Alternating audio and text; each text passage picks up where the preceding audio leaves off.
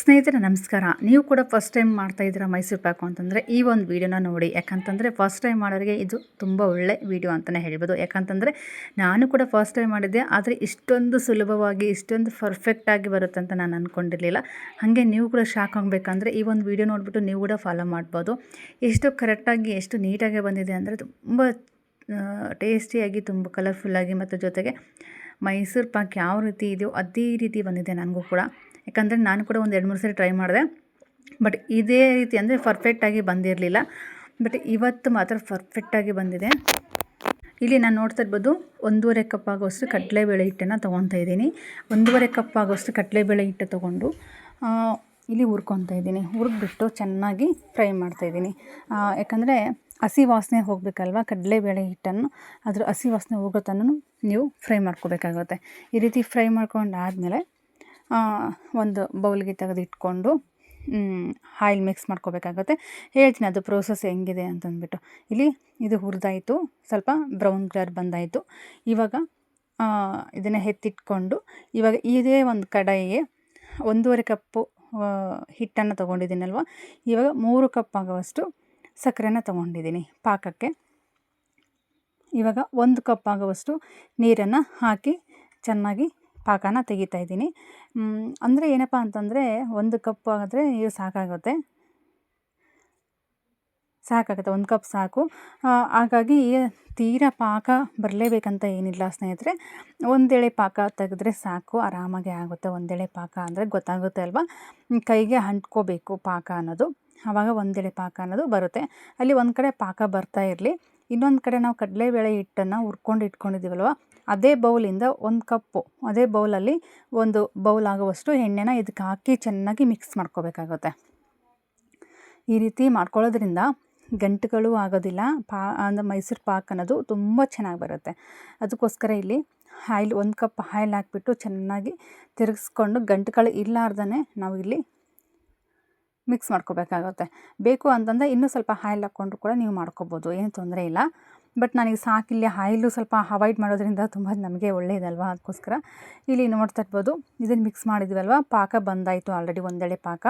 ಅದ್ರ ಜೊತೆಗೆ ಈ ಒಂದು ಮೈಸೂರು ಪಾಕನ, ಅಂದರೆ ಮೈಸೂರು ಪಾಕ್ ಮಾಡಲಿಕ್ಕೆ ಅಂತ ಕಡಲೆಬೇಳೆ ಹಿಟ್ಟನ್ನು ಮಿಕ್ಸ್ ಮಾಡ್ಕೊಂಡಿದ್ವಲ್ವ, ಆಯಿಲ್ ಜೊತೆಗೆ ಇದನ್ನು ಸೇರಿಸ್ಬಿಟ್ಟು ಚೆನ್ನಾಗಿ ಮಿಕ್ಸ್ ಮಾಡ್ಕೋಬೇಕು.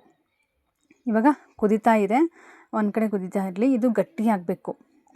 ಗಟ್ಟಿ ಆಗ್ತಾ ನಮಗೆ ಮೈಸೂರು ಪಾಕ್ ಘಮ ಬರಬೇಕು. ಅಲ್ಲಿ ತನಕನೂ ಕೈ ಬಿಡ್ದೇ ಈ ರೀತಿ ಒಂದೇ ಸಮ ಕೈ ಆಡಿಸ್ತಾನೆ ಇರಬೇಕಾಗುತ್ತೆ. ನೋಡ್ತಾ ಇರ್ಬೋದು. ಸ್ವಲ್ಪ ಕುದಿ ಬರೋ ತನಕ ನಾನು ದೊಡ್ಡ ಉರಿಯಲ್ಲಿ ಮಾಡ್ಕೊತಾ ಇದ್ದೀನಿ. ಸ್ವಲ್ಪ ಗಟ್ಟಿ ಆದಮೇಲೆ ಸ್ಲಿಮ್ಮಲ್ಲಿ ಇಟ್ಬಿಟ್ಟು ನೀವು ಮಾಡ್ಕೊಳ್ಳೋದ್ರಿಂದ ಪ್ರೋಸೆಸ್ಸು ತುಂಬ ಚೆನ್ನಾಗೇ ಬರುತ್ತೆ. ನಾನು ಉರಿನ ಸ್ವಲ್ಪ ಕಡಿಮೆಯಲ್ಲಿ ಇಟ್ಟೆ. ಇಲ್ಲಿ ಅರ್ಧ ಕಪ್ ಆಗುವಷ್ಟು ನಾನು ಆಯಿಲ್ ತೊಗೊಂಡಿದ್ದೀನಿ. ಟೋಟಲಾಗಿ ಹೇಳಬೇಕು ಅಂತಂದರೆ 1.5 ಕಪ್ ಆಗುವಷ್ಟು ಆಯಿಲ್ ಬಳಸಿದ್ದೀನಿ ನಾನು ಇದಕ್ಕೆ. ನೀವು ಬೇಕು ಅಂತಂದರೆ ಇನ್ನೂ ಅರ್ಧ ಕಪ್ ಸೇರಿಸ್ಕೊಂಡು ನೀವು ಮಾಡ್ಕೋಬೋದು. ಇನ್ನೂ ಸ್ಮೂತಾಗಿ ಬರಬೇಕು ಅಂತಂದರೆ ಇದಕ್ಕೆ 2-2.5 ಕಪ್ ಆದ್ರೂ ಓಕೆ, ಆಯಿಲ್ ಏನೂ ತೊಂದರೆ ಇಲ್ಲ. ಬಟ್ ನಾನು ಜಸ್ಟ್ 1.5 ಕಪ್ ಹಾಕ್ಬಿಟ್ಟು ನಾನಿಲ್ಲಿ ಮೈಸೂರು ಪಾಕನ್ನು ಮಾಡ್ತಾಯಿದ್ದೀನಿ ಸ್ನೇಹಿತರೆ. ಆಯಿಲ್ ಅವಾಯ್ಡ್ ಮಾಡೋದ್ರಿಂದ ನಮಗೂ ಒಳ್ಳೇದು ಅಂತಂದ್ಬಿಟ್ಟು ನಾನೇನು ಮಾಡಿದೆ, ಸ್ವಲ್ಪ ಯೂಸ್ ಮಾಡಿಕೊಂಡೆ. ಇನ್ನು 1/4 ಕಪ್ ಉಳಿದಿತ್ತಲ್ವ, ಅದನ್ನು ಕೂಡ ಇದ್ರ ಜೊತೆಗೆ ಸೇರಿಸ್ಕೊಂಡು ಇವಾಗ ಚೆನ್ನಾಗಿ ಕಲಿಸ್ಕೊತಾ ಇದ್ದೀನಿ. ಇವಾಗ ಈ ಒಂದು ಬೌಲ್ ತೊಗೊಂಡಿದ್ದೀನಿ. ಈ ಬೌಲ್ ಏನಕ್ಕಪ್ಪ ಅಂತಂದರೆ, ಇದು ಮೈಸೂರು ಪಾಕ್ ಅನ್ನೋದು ಇದ್ರ ಒಳಗಡೆ ಹಾಕಿದರೆ ಅದು ಕಲರ್ಫುಲ್ಲಾಗಿ ಒಳಗಡೆ ಬ್ರೌನ್ ಕಲರಾಗಿ ತುಂಬ ಚೆನ್ನಾಗೇ ಬರುತ್ತೆ. ಅದಕ್ಕೋಸ್ಕರ ನಾನಿಲ್ಲಿ ಈ ಒಂದು ಬೌಲ್ ತೊಗೊಂಡ್ಬಿಟ್ಟು ತಾಟಕ್ಕೆ ಹಾಕ್ಕೋಬೋದು, ಏನು ತೊಂದರೆ ಇಲ್ಲ. ಬಟ್ ಕಲರ್ ಬರಲಿ ಅನ್ನೋಕ್ಕೋಸ್ಕರ ನಾನಿಲ್ಲಿ ಈ ಥರ ಆಳವಾಗಿರುವಂಥ ಪಾತ್ರೆನ ತೊಗೊಂಡಿದ್ದೀನಿ. ಇವಾಗ ಅದಕ್ಕೆ ಆಯಿಲ್ ಹಚ್ಚಿಬಿಟ್ಟು ಒಂದು ಕಡೆ ಇಟ್ಕೊಂಡಿದ್ದೀನಿ. ಇದು ಆಲ್ರೆಡಿ ಗಟ್ಟಿ ಆಗ್ತಾ ಬಂತು, ಬಬಲ್ಸ್ ಎಲ್ಲ ಸ್ಟಾರ್ಟ್ ಆಯಿತು ಬರೋದಕ್ಕೆ. ನೋಡ್ತಾ ಇರ್ಬೋದು, ಕಾಣಿಸ್ತಿದೆಯಲ್ವ ಬಬಲ್ಸ್ ಎಲ್ಲ. ಹಾಗೆ ನನ್ನ ಒಂದು ಚಾನಲ್ಗೆ ಯಾರೆಲ್ಲ ಹೊಸದಾಗಿ ನೋಡ್ತಿದ್ದೀರಾ ಪ್ಲೀಸ್ ಸಬ್ಸ್ಕ್ರೈಬ್ ಮಾಡ್ಕೊಂಡು ನೋಡಿ. ಪಕ್ಕದಲ್ಲಿರುವಂಥ ಬೆಲ್ಲೈಕನ್ನ ಪ್ರೆಸ್ ಮಾಡಿ ಹಾಲ್ ಅಂತ ಸೆಲೆಕ್ಟ್ ಮಾಡ್ಕೊಳ್ಳಿ. ನಾನು ಹಾಕಿರೋಂಥ ಪ್ರತಿಯೊಂದು ವಿಡಿಯೋಸು ನಿಮಗೆ ನೋಟಿಫಿಕೇಷನ್ ಬರುತ್ತೆ. ಇವಾಗ ನೋಡ್ತಾ ಇರ್ಬೋದು, ಈ ರೀತಿ ಕೈ ಆಡಿಸ್ತಾ ಇದ್ದರೆ ಗಟ್ಟಿ ಹಾಕಲಿಕ್ಕೆ ಸ್ಟಾರ್ಟ್ ಆಯಿತು. ನೋಡ್ತಾ ಇರ್ಬೋದು, ಒಂದೇ ಸಮ ಕೈ ಬಿಡ್ದೇ ನೀವು ಮಾಡೋದ್ರಿಂದ ಸೀದೋಗಲ್ಲ. ಆದಷ್ಟು ಒಂದು ಕಿವಿ ಮಾತು, ದಪ್ಪ ತಳದ ಒಂದು ಪಾತ್ರೆ ಆಗಿರ್ಬೋದು, ಇಲ್ಲಿ ಈ ರೀತಿ ಕಡಾಯಿ ಆಗಿರ್ಬೋದು ತೊಗೊಂಡ್ರೆ ನಿಮಗೆ ಒಳ್ಳೆಯದು. ಅಂದರೆ ಸೀದೋಗಲ್ಲ ಬೇಗ. ಈ ಒಂದು ಪ್ರೋಸೆಸ್ ಕೂಡ ಬೇಗ ಆಗುತ್ತೆ. ಅದಕ್ಕೋಸ್ಕರ ನೋಡ್ತಾ ಇರ್ಬೋದು ಎಷ್ಟು ಚೆನ್ನಾಗಿ ಬರ್ತಾಯಿದೆ ಅಂತ. ಈ ರೀತಿ ಪಟ್ಟಿ ಥರ ಅಂದರೆ ರಿಬ್ಬನ್ಸ್ ಇರುತ್ತಲ್ಲ ಆ ರೀತಿ ಬರಬೇಕು ಯಾವಾಗ್ಲೂ. ಮತ್ತು ಸ್ಪೂನಿಂದ ಮೇಲ್ಗೆ ಎತ್ತಿದಾಗ ದಪ್ಪ ಅಂದರೆ ಭಾರವಾಗಿ ಕೆಳಗಡೆ ಬೀಳಬೇಕು, ಅದು ಈ ರೀತಿ ಬೀಳಬೇಕು. ಬಿದ್ದರೆ ಸ್ವಲ್ಪ ಚೆನ್ನಾಗಿ ಬಂದಿದೆ ಅಂತ, ಅಂದರೆ ಬರೋ ಮೂಮೆಂಟಲ್ಲಿ ಆಗೋ ಮೂಮೆಂಟಲ್ಲಿ ಇದೆ ಅಂತ ಅರ್ಥ. ಕಾಣಿಸ್ತಾ ಇದೆಯಲ್ವ, ಈ ರೀತಿ ಬರಬೇಕು. ಆಲ್ರೆಡಿ ನಿಮಗೆ ಗೊತ್ತಾಗುತ್ತೆ, ಯಾಕಂದರೆ ಬಬಲ್ಸಲ್ಲಿ ನೋಡಿ ಇದು ಒಂಥರ ಡಿಫ್ರೆಂಟ್ ಬಬಲ್ಸ್ ಬರ್ಲಿಕ್ಕೆ ಸ್ಟಾರ್ಟ್ ಆಯಿತು. ಅಂದರೆ ತಳದಲ್ಲಿ ಏನೂ ಕೂರ್ತಾ ಇಲ್ಲ, ಹಿಟ್ಟು ಅನ್ನೋದು ಮೇಲ್ಗಡೆ ಬರ್ತಾ ಇದೆ ಉಬ್ಬಿಕೊಂಡು. ಆವಾಗ ನಮಗೆ ಈ ಮೈಸೂರು ಪಾಕ್ ಅನ್ನೋದು ರೆಡಿಯಾಗಿದೆ ಅಂತ ಅರ್ಥ.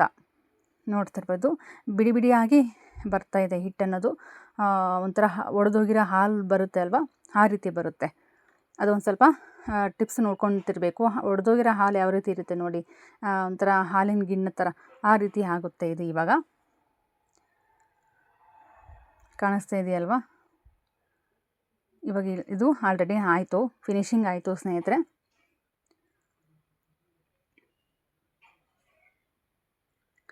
ತುಂಬ ಚೆನ್ನಾಗಿ ಬಂದಿದೆ. ಆದಷ್ಟು ನೀವು ಸ್ಲಿಮ್ಮಲ್ಲಿ ಇಟ್ಕೊಂಡ್ಬಿಟ್ಟು ಈ ರೀತಿ ಈ ಪ್ರೋಸೆಸನ್ನು ಮಾಡ್ಕೋಬೇಕಾಗುತ್ತೆ. ಆವಾಗ ಎಲ್ಲ ಕಡೆನೂ ನೀಟಾಗಿ ಬರುತ್ತೆ. ಬನ್ನಿ ಇವಾಗ ಆಯಿಲ್ ಹಚ್ಚಿದ್ದೀನಲ್ವ, ಆ ಒಂದು ಬೌಲ್ಗೆ ಈ ಒಂದು ಮೈಸೂರು ಪಾಕನ್ನು ಹಾಕಿದರೆ ಎಷ್ಟು ಚೆನ್ನಾಗಿ ಬರುತ್ತೆ ಅಂತಂದರೆ, ನಾನು ಅಂದ್ಕೊಂಡಿರಲಿಲ್ಲ.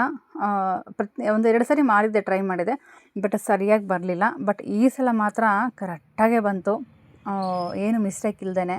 ತುಂಬ ಮೈಸೂರು ಪಾಕು ಬೇಕ್ರಿ ಸ್ಟೈಲಲ್ಲಿ ಯಾವ ರೀತಿ ಸಿಗುತ್ತೋ ಅದೇ ಸ್ಟೈಲಲ್ಲಿ ಬಂತು ನಮಗೆ. ಟೇಸ್ಟ್ ಕೂಡ ಅಷ್ಟೇ ಕರೆಕ್ಟಾಗಿತ್ತು. ಇವಾಗ ಇದು ಮುಗಿದಿದೆ. ನಾನು ಹೇಳಿಲ್ವಾ ಹಾಲಿನ ಥರ ಒಂದು ಒಡೆದೋಗಿರೋ ರೀತಿ ಕಾಣಿಸುತ್ತೆ ಅಂತ. ಇವಾಗ ಬೌಲ್ಗೆ ಹಾಕುವಾಗ ನಿಮಗೆ ಕಾಣಿಸುತ್ತೆ ಯಾವ ರೀತಿ ಬಂದಿದೆ ಅಂತಂದ್ಬಿಟ್ಟು.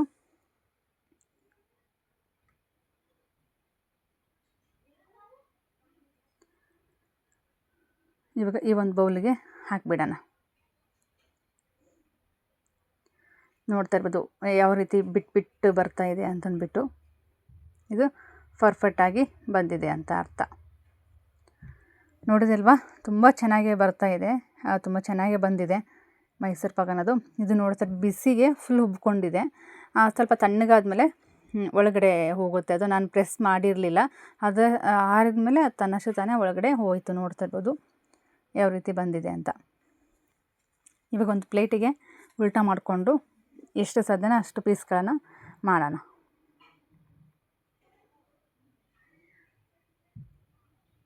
ಕಾಣಿಸ್ತಿದೆ ಅಲ್ವಾ ಎಷ್ಟು ಚೆನ್ನಾಗಿ ಬಂದಿದೆ ಅಂತ. ತಳಕ್ಕಂತೂ ಒಂದು ಚೂರು ಕೂಡ ಹತ್ಕೊಂಡಿಲ್ಲ, ಯಾಕಂದರೆ ಪ್ರೊಸೆಸ್ಸು ತುಂಬ ಚೆನ್ನಾಗೇ ಬಂದಿದೆ ಅಂತ. ಇವಾಗ ಈ ರೀತಿ ಕಟ್ ಮಾಡಿಕೊಂಡು ಪೀಸ್ಗಳನ್ನು ನೋಡೋಣ ಒಳಗಡೆ ಯಾವ ರೀತಿ ಬಂದಿದೆ ಅಂತಂದ್ಬಿಟ್ಟು ನಿಮಗೆ ಗೊತ್ತಾಗುತ್ತೆ. ಕಾಣಿಸ್ತಾ ಇದೆಯಲ್ವಾ ಒಳಗಡೆ ಮೈಸೂರು ಪಾಕು ಯಾವ ರೀತಿ ಬಂದಿದೆ ಅಂತ. ಬ್ರೌನ್ ಕಲರು, ಕೆಳಗಡೆ ಮೇಲ್ಗಡೆ ಎಲ್ಲೋ, ಮಿಡ್ಲು ಬ್ರೌನು. ಓಕೆ ಸ್ನೇಹಿತರೆ, ಈ ಒಂದು ಮೈಸೂರು ಪಾಕು ನನಗೆಲ್ಲ ಇಷ್ಟ ಆಯಿತು. ಲೈಕ್ ಮಾಡಿ, ಶೇರ್ ಮಾಡಿ, ಆದಷ್ಟು ಸಬ್ಸ್ಕ್ರೈಬ್ ಮಾಡ್ಕೊಂಡು ನನ್ನ ಒಂದು ಚಾನಲ್ಗೆ ಸಪೋರ್ಟ್ ನೀಡಿ.